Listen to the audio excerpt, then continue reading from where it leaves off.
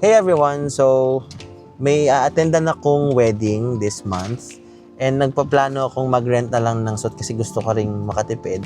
And it's just so happen nandito ako sa Alabang area and nag-browse ako sa Facebook and nakita ko tong suit. Ang sinearch ko lang yung nearby na mga suit rentals. Lumabas tong suit or suot. I'm not sure about the pronunciation. So, bisitahin natin, tignan natin kung worth it ba at tignan natin kung magugustuhan ko yung mga suits nila. Tara, samahan niyo ako. So currently, kung may mga gusto magtanong kung saan to banda, nandito ako ngayon sa Zapote Road, papunta sa SM South Mall. Actually, malapit lang siya, parang 2 kilometers, if I will roughly estimated from Festival Mall. So, ito, nasa kaliwa siya, left side. Aragon Building. After Aragon Building, ito mismo siya. Medyo parang tago siya, pero visible naman siya. Okay? Basta nakita niyo yung Aragon Building, kakaliwaan na kayo. Suit. Tuxedo coat, vest, barong, wedding. May barong din wedding gown. Gowns. Okay. May parking din. Sorry guys, medyo madilim. So, baba muna ako ng sasakyan. Ano ba yan? Kung kailan ako mag-i-inquire, naging maulan yung weather. So, tara, samahan niyo ako kasi balita ko magaganda yung suits nila. Well, hindi ko alam. Tingnan natin. So, unang nagustuhan ko dito, may basement parking sila na very spacious for sedan. Kasi naman ng SUV and even pickup trucks. And ano kasi ako, meticuloso dyan. Uy! May elevator din. So, ayan, after the elevator, ayan, may logo naman, second floor. Dito lang siya sa right side. So, nakikita naman natin, no? Uy! May promise. Ang ganda ng mga gown nila. Pero syempre, suit tayo. Kailangan naman mag-gown na ako, di ba? Hi po, good afternoon po. Good morning, sir. Morning ba? Ay, morning pala. Ako pala yung mali. Sorry. Okay lang. Magpapaalam lang po sana ako kung pwede ako mag-video, mag-vlog dito sa store niyo. Yes, sir. Okay lang po? Yes, sir. Okay, thank you po. So, ayan, napakabait ng staff nila. Pumayag naman silang mag-record tayo or mag-vlog tayo sa store nila. So, ngayon, tara, mag-inquire tayo. So, ganito kasi, ma'am, meron akong a-attend ng wedding this month. Yes, sir. Bali, kailan po ang date event? Sa September 20 po. I think it's Saturday. Okay, sir. So, wala kasi akong alam na... Hindi kasi ako masyadong nagsusuot ng suit. Yes. Required nila. So, hindi ko sure kung ano ba yung babagay sa akin. At ano ba yung mga pwede kong... Or yung mga options ko. Sige, sir. Nandito po yung mga suit namin, sir. Papakita ko. Ay, sige po. Bali, sir, nandito po yung mga classic suit po namin. Ang gaganda. May red. Yan. Yan, parang Yes hindi po, ako sir. nakita ng red. Meron. Ito po yung mga imported po. Ito pong brown. Ito pong... Imported? What do you mean imported? malaki po. Malaking size. Malalaking size Parang po siya. nalalakihan ka sa akin. Hindi naman, sir.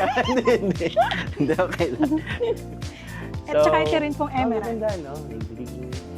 Actually kasi ate, ang problema ko, hindi ko alam kung ano yung babagay sa akin. Nakapag-suit kasi ako, yung usual, yung ganito, parang, hindi ko alam kung anong kulay ito. Black, sir. Ito, black ba ito? Yes po, sir. Mukhang blue. May lighting lang po. So, black, and nakikita ko lang na mga suit kasi is yung black, blue, and blue pa lang yung, dark blue pa lang yung na-experience. Okay, sir. Bali niya parang ganito po. Navy blue. According po kasi dun sa invitation, bali earth color, pwede pong khaki, green, and brown. So kayo po, ano pong marirecommend nyo dyan sa mga suits ninyo? Bali, sir, ito po. Emerald green or brown. Then ito po yung khaki. Total, yun po yung team niyo, sir. Okay. So pwede naman po siyang i-try lahat, no? Yes, sir. Para lang malaman ko Opo, yung sir. tingin kong babagay din sa akin sa kulay ko, sa skin tone ko. Okay? Yes, sir. Okay. Tara. Sir, ito po. I-try niyo po, sir, yung khaki.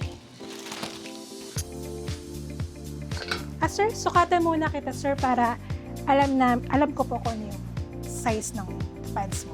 Sir, Wait lang. bali, ito yung rin po, sir, yung shoes. Okay. Salamat po.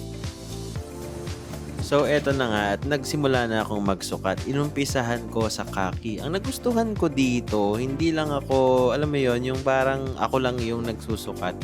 Nag-a-assist talaga yung assistant nila dito. Kaya lang ang problema parang, ewan ko, nung sa part na to parang may papaluin akong palayok. Kidding aside, eto na nga at makukumpleto ko na yung khaki na suit. Pinakita ko dito sa part ng video na to yung step by step para makita nyo kung gaano ka-accommodating yung assistant nila dito. Actually, hindi lang doon ako na-amaze, pati sa mga technicalities, marami akong natutunan sa kanila. Kagaya ng pag-aayos ng laylayan, yung sa wrist mo, yung panloob, kailangan nilabas. And yung i-guide ka talaga nila all throughout para ma-achieve mo yung gusto mong fitting. And also, kung wala kang idea, i-guide ka rin nila para makita mo rin yung perfect fit na suit para sa'yo. So, I'm done with the khaki and the next is the emerald green na suit. So far sa skin tone ko, ito talaga yung pinaka nagustuhan ko. So, sabi sa akin ni ate, medyo drop yung shoulder. Hindi ko alam kung anong meron. Para bang malaki masyado? Or Yes, sir. malaki masyado? Mana po sa shoulder nyo. Sila mismo yung magre-recommend kung ano yung dapat gawin. So, pinalitan nila yung, anong size nun kanina? 3XL, sir. 3XL, ito 2XL. So, mas maganda yung fitting nga naman niya. Sila na mismo yung magsasabi kung bagay ba sa'yo or hindi. Tsaka yung certain adjustment na kailangan. Actually, free consultation na nga yun eh. It's a plus na. Ganda ng green. Parang gusto ko to. Yes, Bagay ba? maganda sa inyo, sir, yung green. Binubola mo yata. Dito ako. to, sir. Pero nag-light Oo yung nga. kulay mo, sir. Ba't naiitiman ka sa akin? Para ako yung maitim. Yeah, thank you ate ha. Thank you. So, try tayo ng, ano yung last color na ito? Try Brown, natin. sir. In conclusion, lahat ng suit nila dito high-end at magaganda. So ayun, tapos na tayong magsukat and everything else.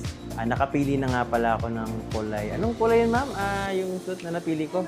Emerald green. So nagustuhan ko siya kasi perfect siya sa skin tone ko. Sila rin naman din yung nag-recommend kasi gaya niyan. Hindi naman ako kaputian. Sabi nila maputi na ako. Pero may binabagayan kasi talaga yan. Yung mga color and size checks and everything. So, yun. Proceed na tayo. Kailangan na nating i-process yung napili nating kulay para ma-rent na natin. Hi, ma'am. Hello po. Ano ba lang niyo, ma'am? Tin po. Ma'am Tin, nakapili na nga po pala ako ng kulay. Yes po, Is sir. yung emerald green, yung pangalawang Yes. sinukat ko. Sa, So, ano pong next procedure? sa napili nyo po, sir, dark color po is 1.7 po. 2.5 security deposit. Sa reservation naman po, sir, is ang ano po namin is 50% po. Tapos, upon pick up na po yung balance and security deposit. So, magkano po kailangan kong bayaran niyan? 850 po, sir. 850. 50%. Tapos po, how soon po yung pwede ko siyang pick upin? Kasi sa 2 days before the event po. 2 days before the event. Anong date po, sir? 20th po ng September. September. Saturday, I think. Ang pick up nyo po, sir, is 18 po. Tuesday po yun.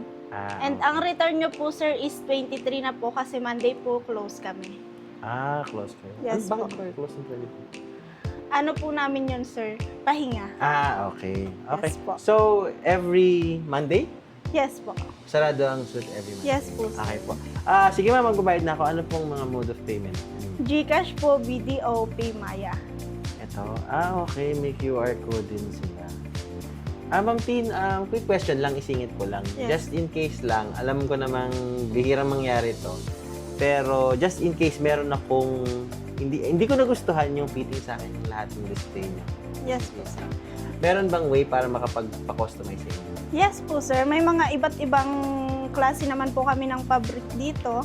Yung magpapakustomize po kayo, nagre-range po siya ng 12K, sir. Tapos may mga high-end wool po kami dito, sir, na fabric. Ito po siya. Okay.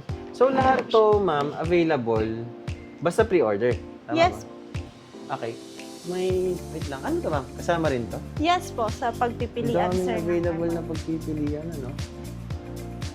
Ma'am, question. Just in Yes. case na umorder ako sa inyo, Yes po, ipa-customize ako, ano yung time frame?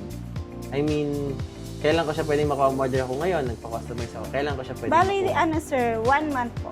Sir. 1 month? Yes. Ganun kabilis? Oh, okay. Sige, okay. Salamat po.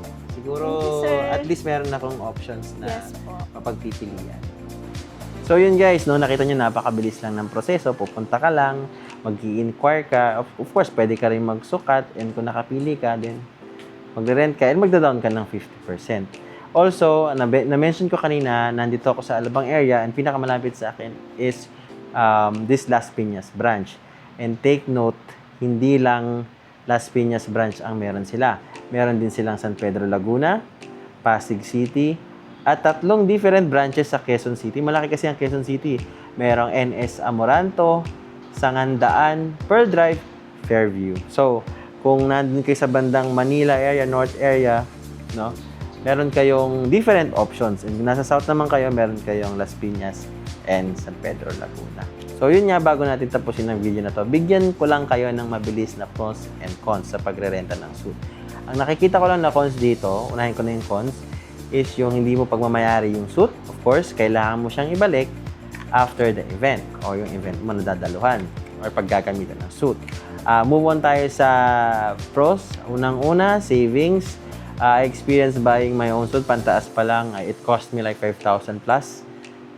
Medyo magandang klase na rin siya, pero may mas high-end naman doon. Dito, nagrent ako lahat na, pati panloob, 1,700 lang. And nag-down lang ako ng 50% today. Tapos, pangalawa naman sa akin is yung sizes. Nagmamatter yan. Week by week, nagbabago ang size natin. Either lumalaki or lumiliit ka. So, when you're renting your suit, marami kang options na pagpipilian. Okay? So, kahit lumaki ka o lumiit ka, hindi ka mauubusan ng sizes na para sa'yo. Pangatlo, yung adjustment. Yung maging perfect fit siya dun sa yung, hindi ko alam yung technicalities, pero yung nilalabas yung panloob mo. So, yung adjustment niya, perfect. Hindi lang perfect sa katawan mo, perfect din at bagay na bagay dun sa suit. Also, pati yung laylayan, dito sa may paanan, kung medyo, alam mo naman yun yung pag medyo awkward yung looks mo dun sa suit, ina-adjust na rin nila. Tapos, yung pang-apat is yung savings mo sa time, no? Meron kang enough time para kuhanin yung suit. Sabi nga ni Ma'am Tin kanina, is 2 days before the event, pwede mo na siyang kunin. And we all know, pagka may sarili kang coat, medyo time-consuming siya, papadry clean mo pa. Dito sila na lahat. Kukunin mo na lang, susuotin mo na lang at isusoli mo. So, yun lang. Ano pang hinihintay nyo? Mag-visit na kayo sa different branches ng suit.